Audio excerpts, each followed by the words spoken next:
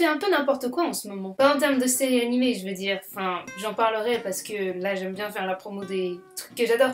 Mais en termes de séries, c'est un peu le fouillis, je trouve. Je pense que je ne surprends personne quand je dis que Netflix ne fait pas la promo des bonnes séries. Au début, je le réalisais pas parce que je regardais les séries que tout le monde regarde, et puis aussi parce que je me disais qu'il y a trop de séries qui sortent, ils peuvent pas faire la promo de tous, blablabla. Sauf que bon, récemment, ils ont annulé One Day at a Time. Et je vous ai forcément parlé de cette série. Je veux dire, cette série, c'est le bien. C'est beau, c'est touchant, c'est adorable. Je veux dire, merde, dans la dernière saison, ils ont parlé de masculinité...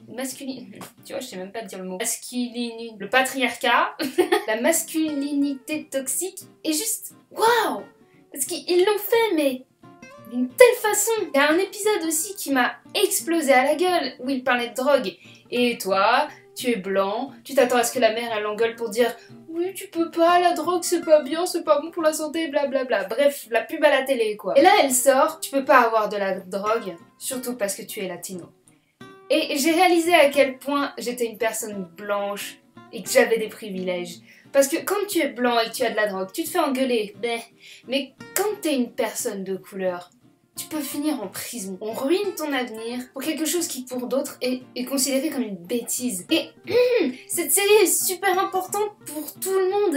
Et ils ont annulé un show comme ça, et j'ai les boules, putain. Et il y a plein de séries comme ça qui sont dans mes recommandations, mais dont on n'entend pas parler ailleurs. Et pourtant elles sont... Par exemple, Russian Doll, putain. Les poulpes russes. En français. C'est l'histoire d'une nana qui fête son anniversaire, qui sort, qui se fait percuter par une voiture, qui meurt, qui fête son anniversaire, qui tombe dans les escaliers, qui meurt, qui fête son anniversaire, qui... Le pitch a l'air vu et revu, genre il y a eu Happy Birthday récemment, il y a le 2 qui va sortir d'ailleurs, pourquoi ils font 2? Sauf que là c'est tellement parti loin, et c'est tellement bien. Je veux dire, déjà le personnage principal est une fille.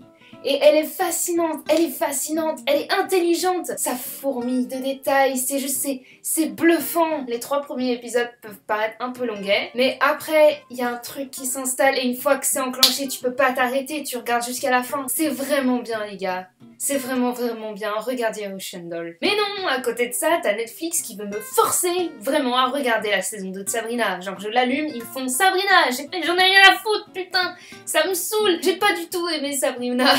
Je l'ai regardé parce que j'espérais quelque chose, et le quelque chose que j'espérais n'est pas arrivé. Puis ça, la fin de Sabrina, quoi. Faut qu'on parle de la fin de Sabrina. J'ai pas aimé la fin de Sabrina. Je sais pas si c'est juste moi, parce qu'il y a une représentation du satanisme que j'aime pas du tout. On va mettre des pentagrammes partout, et on va faire avec notre sang des trucs... Non, c'est... Satan avec une tête de chèvre.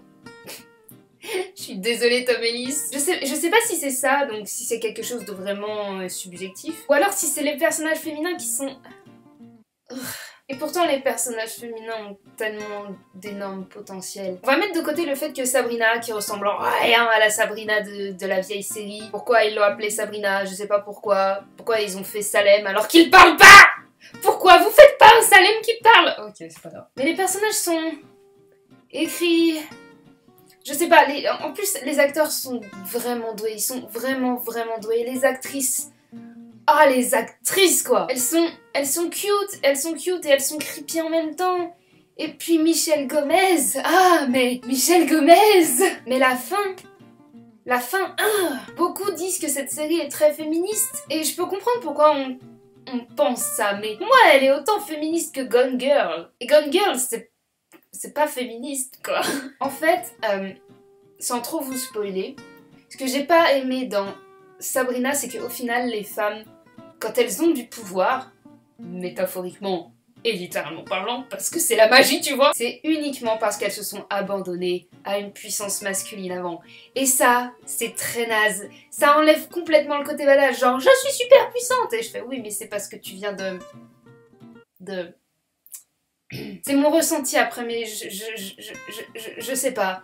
Et puis au bout d'un moment, Sabrina elle change complètement de personnalité et j'ai rien compris. Non vraiment, j'aime pas ce que ça représente. J'aime pas ce que ça représente.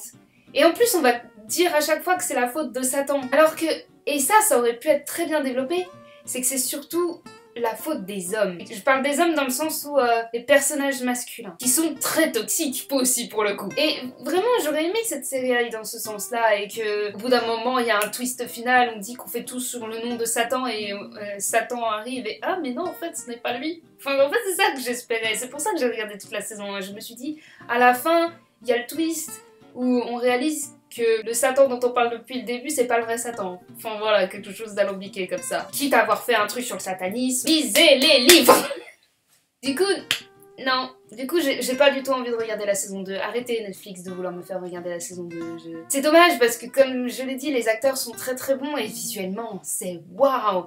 Et puis il y a un personnage, je sais qu'il fait son coming out dans la saison 2 et ça m'énerve. Pas que le personnage fasse son coming out, mais qu'il y ait des personnages comme ça, c'est-à-dire des personnages qui en plus étaient bien écrits. Moi j'aimais beaucoup ce personnage-là dans la saison 1. Mais c'est dans une série naze quoi au final. En fait, je pense que la série elle aurait été bien foutue si ça n'avait pas été Sabrina le personnage principal. En fait, ses amis. En fait, si on avait focalisé uniquement sur ses amis, je pense que ça aurait pu être un truc assez stylé. Mais enfin, voilà, quoi. Puis ça me saoule qu'ils mettent autant d'argent dans une série comme ça, alors qu'il y a One Day at a Time. Je suis sûre que ça leur a coûté moins cher, en plus. Non mais... Netflix dit vouloir prôner la diversité, mais dès qu'il y a quelque chose de différent, ils n'en font pas l'étalage. Et après, ils font « Oh bah oui, mais il n'y a pas assez de vues, alors du coup, bah on supprime. » Par exemple, il y a cette série, Special, que j'ai pas encore regardée. C'est sur une personne queer et handicapée, jouée par une personne handicapée. Et excusez-moi, mais la visibilité, mon gars! C'est important aussi de dire aux acteurs handicapés qu'ils peuvent jouer. Hein? Et puis, personnage queer? Je veux dire, la bande-annonce, c'est littéralement tu focalises sur des mecs en train de jouer du hula-hoop pendant qu'un autre mec les regarde avec des étoiles dans les yeux. Et comment j'ai découvert cette série? Pas par le Twitter de Netflix, ou encore moins par le Facebook de Netflix, non, via Tumblr. Parce que des gens se sont sentis concernés par cette série et donc ils ont voulu la partager. Et c'est pas assez, il faut montrer ce genre de série aussi à des personnes qui se sentent pas concernées pour qu'ils se sentent concernés. Vous voyez ce que je veux dire? Mais le pire c'est que, à côté de ça, t'as aussi Umbrella Academy qui est sorti et... bah j'ai pas pu m'empêcher de regarder et d'aimer cette série. Voilà, au bout d'un moment tu me mets la fin du monde et du voyage dans le temps, forcément je vais aimer. Alors que cette série, elle a fait de l'ombre à plein d'autres séries. Et en à peine un mois on a annoncé sa prolongation. Le 2 avril. Je trouvais ça bien foutu après, cela dit. Pourtant je peux pas en vouloir à la série parce que j'aime vraiment beaucoup cette série. Comme je disais, Apocalypse, Voyage dans le temps, Ellen Page. Même si le personnage qu'elle joue... bah, les personnages féminins sont quand même mal écrits, quoi. Une grosse partie de leur personnalité à ces deux personnages, ouais, parce qu'il y en a que deux au final. Ainsi trois, mais... bah, remarque, elle aussi. Leur personnalité, c'est par rapport à leur histoire avec un garçon. Et je veux dire, enfin... moi, des fois, je re-regarde des passages de cette série que j'aime beaucoup, mais... si tu veux regarder une nouvelle fois Umbrella Academy, mais uniquement les scènes d'un seul personnage, c'est qu'il y a un problème, tu vois. C'est que la série, elle a une base très fragile. Et cette base, ben, c'est deux personnages masculins. On va pas se mentir, regardez sur Tumblr, vous tapez Umbrella Academy, vous savez qu'il y a un personnage que tout le monde aime. Ou deux. Mais cela dit, cette série m'a donné envie de lire les comics. Et de regarder Misfits. Voilà, c'est très très fragile, les séries... Netflix. Par contre, en termes de séries animées, comme je disais, ils sont plutôt pas mal. J'ai notamment regardé She-Ra, et She-Ra, c'est très gay. Je veux dire, il y a des licornes et des arcs-en-ciel, au bout d'un moment, voilà. Le seul personnage masculin s'appelle Flèche d'Or, et il y a une princesse qui s'appelle Scintillante. Oui, je la regardais en VF parce que je la regardais avec ma petite sœur, et je n'en regrette rien. Il y a beaucoup de voix que j'ai reconnues, notamment de Wakfu, donc... j'étais en joie. J'ai un peu de mal à comprendre l'antagoniste pour l'instant, mais je pense que ça promet, vraiment. Et puis des personnages lesbiennes, enfin vraiment des princesses lesbiennes. Enfin voilà, oui, une princesse géante et elle fait un sourire à une autre princesse qui est censée être en plus une sirène et elle rougit. What? Et puis je veux dire l'épisode du bal, j'ai failli mourir. Vraiment, j'espère qu'ils iront plus loin dans la saison 2 et qu'ils feront mieux qu'avec Voltron, donc je n'ai toujours pas regardé la dernière saison d'ailleurs. Autre série animée avec des personnages féminins badass, Carmen Sandiego. Damn! Elle a du style! Je l'ai aussi regardé avec ma petite sœur, mais cette fois en VO, parce que je l'initie à l'anglais et c'est chouette. Les voix sont super. L'intrigue, il n'y a pas tant que ça de fil rouge dans la première saison, mais c'est vachement intéressant parce que à chaque fois qu'elle visite un pays, parce que oui en fait un épisode égale un pays, nous donne quelques infos sur le dit pays. Enfin, c'est super cool, surtout à regarder avec des enfants. Et puis les personnages sont vraiment super attachants. Non, enfin ouais, vraiment, vraiment super attachants. Et il y en a même une qui me rappelle un personnage de The Adventure Zone. Vraiment, regardez Carmen, c'est très bien. Le générique est super stylé et l'animation est super cool. C'est un oui. Autre personnage féminin mais dans un style complètement différent, Désenchanté. Je sais pas quoi penser de cette série. En fait, la première saison c'est une introduction plutôt qu'une saison à part entière et ça me saoule. Quand il y a beaucoup de choses qui se développent uniquement à la fin d'une saison, ça m'énerve vraiment beaucoup. Après, je sais qu'une série fonctionne comme ça et il faut bien faire des cliffhangers, mais je sais pas, je trouve qu'il manque quelque chose à Désenchanté. On ne tire pas quelque chose de chaque épisode. Et je trouve ça dommage. Cela dit, c'est une série assez funky à regarder quand on veut s'amuser. Et en fait, je pense que le problème, c'est que c'est pas une série à binge-watcher. Et en plus, c'est très bizarre pour une série qui a été créée spécialement pour Netflix, qui est une plateforme où justement le gros délire c'est de pouvoir binge-watcher. Ensuite Castlevania, pour rester avec les châteaux forts et tout. J'ai eu du mal avec les expressions des personnages, parce que je les trouvais très neutres, même dans la voix. Mais une fois que j'étais dans l'ambiance, c'était parti quoi. Il y avait vraiment des moments d'émotion qui étaient très forts et très bien joués, donc... Et aussi des moments très drôles et très badass. Et l'animation est... Waouh, je peux dire waouh. La lumière, les couleurs, c'est beau putain. Et l'histoire est très bien foutue. Elle est plutôt bien ficelée.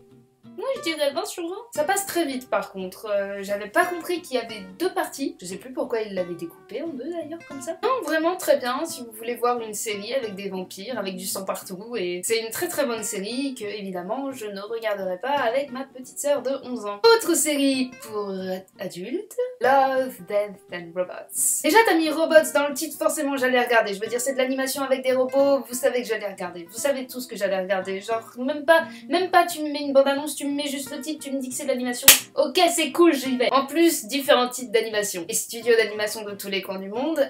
Et des studios français, cocorico. Il y a par exemple le studio La Cachette qui fait de l'animation 2D et c'est trop bien. Merci katsuka.com pour l'information. N'hésitez pas à aller sur ce site si vous aimez l'animation, c'est trop chouette. Par contre, je trouvais qu'il y avait beaucoup trop souvent d'animation 3D. Du style jeu vidéo. En fait, ouais, j'avais vraiment l'impression d'être dans des introductions de jeux vidéo. C'est pas l'animation en soi que j'aime pas. Au contraire, elle était vraiment... waouh. Mais c'est juste que je trouvais qu'il n'y avait pas assez de 2D. C'est vraiment dommage. Et puis, il y avait aussi beaucoup de gens tout nus. Je pense que les animateurs, quand ils ont vu le pitch du projet, ils ont fait « On va pouvoir animer des boobies !» Non mais c'est vraiment très varié. C'était drôle, ou fascinant, ou triste. Chaque histoire est différente, avec des retournements de situation à la fin. C'est un recueil de nouvelles quoi en fait, et j'adore ça. Évidemment, j'ai des préférés. Il y a le premier épisode, Sunny's Edge, 3 Robots. Je me suis attachée aux 3 robots en à peine 5 minutes. C'est en ça que tu vois que... les personnages sont bien écrits. When the Yogurt Took Over. Good Hunting. Shapeshifters. Mais c'est vraiment bien. Helping Hand. La vache. En plus, j'avais la mauvaise idée à chaque fois de manger en regardant cette série. Faut vraiment pas manger en regardant cette série. Lucky 13. Yes. En plus, c'est de Sony Pictures. Zima Blue était magnifique aussi. Et Alternate Histories, qu'est-ce que j'ai rigolé. Voilà. Et enfin, pour en finir avec les séries Netflix, 3 Below. Et j'ai pas grand chose à dire sur cette série parce qu'elle est parfaite. C'est le spin-off de Trollhunters dont je vous ai déjà parlé dans une autre vidéo. Et c'est juste parfait. L'histoire, les personnages, l'univers, on connaissait déjà l'univers avec Trollhunters. Non, l'univers aussi de la planète d'où ils viennent. Non, tout est bien foutu, tout est parfait. Les relations entre les personnages... J'avoue avoir eu peur au début parce que je me suis dit que j'allais regarder cette série uniquement pour essayer de retrouver les personnages de l'autre série, de Trollhunters, qui me manque. Mais en fait, on s'attache très vite à ces extraterrestres. Spoilers. Tu t'attaches à ce qui leur arrive. Et c'est vraiment une très bonne série, vraiment bien foutue. Alors que... ouais, le pitch de base semble être vu et revu, à savoir des aliens qui se réfugient sur Terre et essayent de se faire passer pour des terriens, mais waouh, c'est intelligent, c'est tellement intelligent. Je veux dire, bordel, au bout d'un moment, il y a un épisode où on fait le rapprochement avec l'immigration et le racisme. What? Les dialogues sont écrits du feu de Dieu et c'est juste... ne me manquez pas cette série, les enfants, vraiment. Enfin voilà, je vais finir là-dessus. Pour vous donner des idées de trucs à regarder. Ah, et puis aussi 2-3 trucs de séries animées qui ne sont pas de Netflix, mais qui sont sur la plateforme. N'hésitez pas aussi à les voir. Par exemple, Dragon de DreamWorks, qui a une intrigue vraiment bien faite, et puis ça va vous remettre du Dragon 3, parce que le Dragon 3, putain. Over the Garden Wall, qui pareil se binge-watch, donc le fait de l'avoir mis sur Netflix, c'était une très bonne idée. J'ai regardé ça pendant les vacances d'automne, c'était chill. Et puis surtout, Final Space! Final Space, c'est sur Netflix. 10 épisodes, David Tennant, de l'action, David Tennant, de l'humour, David Tennant, et ton cœur qui se brise en 1000 morceaux sous le poids de l'émotion, David Tennant, et l'espace. C'est vraiment bien. Allez, sur ce, je vous laisse. Peut-être que je ferai une autre vidéo sur les séries animées Netflix, surtout que je crois qu'ils ont prévu plein de nouvelles choses, comme par exemple des adaptations. Et ce serait pas trop cool de faire une série animée sur Percy Jackson, genre d'annuler le film Disney et de faire une série sur Artemis Fowl. Pour les Royaumes du Nord, il y a la BBC, donc oui, j'ai envie de voir ça. Mais vous imaginez H2G2 en série animée? Toutes ces possibilités que l'animation nous offre, et on met des sous de côté pour Sabrina. Bon allez, je file.